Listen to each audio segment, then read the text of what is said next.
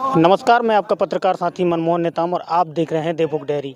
अलेख महिमा धर्म के अनुयायियों के द्वारा सुबह और शाम को इस तरीके का जो मुड़िया है वो दिया जाता है और इस मुड़िया का क्या महत्व है, क्या विशेषताएं हैं, हम यहाँ के जो गुरु हैं बाबा उदयनाथ जी से बात करने का प्रयास करते हैं कि आखिर सुबह और शाम को जो मुड़िया मारा जाता है उसकी क्या विशेषता है।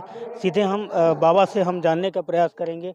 बाबा, सुबह और शाम ये मुड़िया मारते हैं, इसकी क्या विशेषताएं हैं और इससे क्या होता क्या है, इसकी खास महत्व क्या है? इसकी खास महत्व है हमारे सत्य सनातन महिमा धर्म में। मुड़िया ही हमारी पूजा है, मुड़िया ही हमारी आराधना है, मुड़िया ही हमारी तपस्या है। मुड़िया के माध्यम से हम ईश्वर को प्राप्त करने का एक साधन है और मुड़िया से हमारी शरीर को निरोग प्रदान करने का ईश्वर की एक आशीर्वाद है। कहा जाए कि एक तरीके से योग ये योग है और ईश्वर का भी आशीर्वाद है। कृपा के सदृश्य में इस मुड़िया को महिमा स्वामी ने इस धर्म में समावेश किया है। बाबा, ये मुड़िया सुबह और शाम कितने टाइम इस मुड़िया को आप करते हैं? मुड़िया दिन में 2 संध्या, एक प्रातः संध्या में और शाम को, सायं एवं सुबह दोनों टाइम ब्रह्म मुहूर्त में मुड़िया करने का विधान है। मैं मुड़िया को शुरू से आखिरी तक देख रहा था। अंतिम में आप मिट्टी को उठाते हैं, उसकी क्या विशेषता है, उससे क्या? आखिरी में जो हम मिट्टी का रेणु उठाते हैं, ये मिट्टी नहीं है प्यारे, ये जिस परमात्मा के चरणों में हम लोग नतमस्तक हुआ, जिसके चरणों में हमें अपना सिर झुकाया, उस परमात्मा के चरणों की रज को हम ग्रहण करते हैं। जिस चरण का रज से ही सारा संसार चलती है, उस विभूति को हमने ग्रहण करके अपना जीवन धन्य बनाते हैं। उस रेणु मात्र से शरीर के अनेकों प्रकार के कलमुष विनाश हो जाते हैं।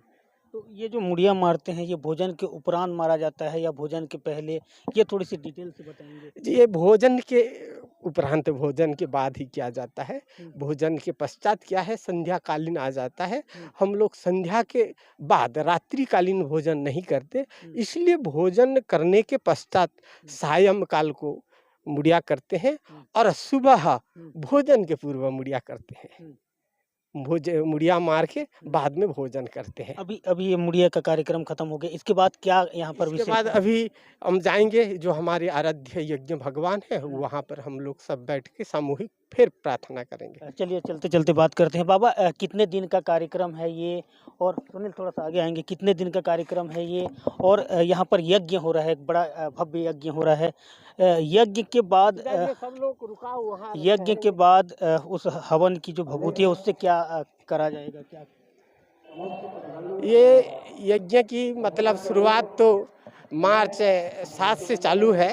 मार्च 7 को गोमाता भ्रमण में गई थी और 11 को वापस जब आई तो भव्य एक स्वागत होता है। और 12 तारीख से आज सुबह ब्रह्म मुहूर्त से यज्ञ प्रारंभ हुआ और 14 तारीख ब्रह्म मुहूर्त में हमारी कार्यक्रम समापन होगी। जो ये हवन हो रहा है, उस हवन के जो राख से क्या आप लोग अंतिम में क्या उसमें क्या तिलक लगाएंगे? होली खेलने का भी प्रावधान, ऐसा कुछ? जी जी, ये यज्ञ की जो निकली हुई भभूत है, ये भभूत एक ऐश्वर्य है, ऐश्वर्य है, मतलब ईश्वर की ताकत ही मानते हैं हमने। तो इसको हम सदैव माथा पे तिलक लगाते हैं, केवल होली के नाते नहीं, जीवन की सुरक्षा का अंग है। ये शरीर का मतलब कहा जाए तो कवच है, कवच है, इधर चले, कवच है, इसलिए उसको कवच है, इसलिए उसको राख कहा गया है, मतलब रक्षा करने का क्षमता उस भभूत में है। इसलिए हमने रक्षा की कवच के भांति उसको हम सदैव तिलक लगाते हैं। इसका समापन होली के दिन होना है, तो क्या उस राख से आप लोग समापन भी करेंगे और होली भी उस राख से खेला जाएगा, लोगों को तिलक लगाया जाएगा? बिल्कुल बिल्कुल बिल्कुल, अंतिम दिन जो होली का उत्सव भी रहता है, उसी के खुशी से हम लोग प्रकृति की जो हमारी यज्ञ भगवान की भभूत है उसको हम तिलक के रूप में होली के नाते भी उत्सव मनाते हैं। हर बार का आपका आयोजन में प्रकृति के जीव जंतु को आमंत्रित करते हैं, इस बार का क्या खासियत रहा? इस बार में भी हमने प्राकृतिक देवताओं को मुख्य अतिथि के रूप में रखा है। इस साल का मुख्य अतिथि है माननीय सदाबहार पुष्प है, सम्मानी अन्न का राजा धान है, सम्मानी तितली रानी है। बिल्कुल अलेख महिमा धर्म के अनुयायियों के द्वारा यह एक भव्य कार्यक्रम किया जा रहा है और हम आपको अंदर की तस्वीर दिखाएंगे।